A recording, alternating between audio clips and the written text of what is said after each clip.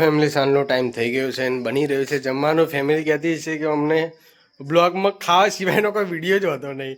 સવારે ચાલુ હોય ખાવાનું, બપોરે ચાલુ હોય.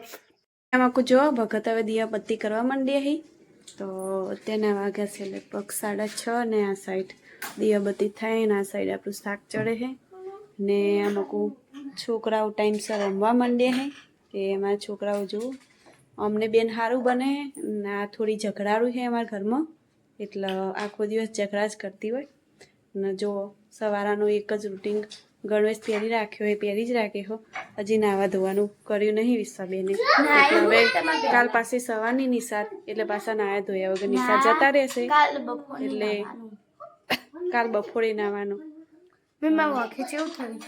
હા તું નાટક કરે બકા ખબર ને સાઈડ નવ્યું અને કુલદીપ કાંઈક રમત રમે છે વેલણથી આમ જો ને આપણે માતાજીનો ટાઈમ થઈ ગયો તો દીવાબત્તી થાય તો સાહેબ ફટાફટ દીવાબત્તી કરે તો આપણે ખાઈ પીને ચોક બાર ઓટો મારવા નીકળી. આજ તો ઘરમાં હે ને કંટાળો આવે ને એવું થયું હે તો એટલે ફટાફટ ચાલો દીવાબત્તી થઈ જાય માતાજીની અને ખાઈને પછી બહાર નીકળીએ.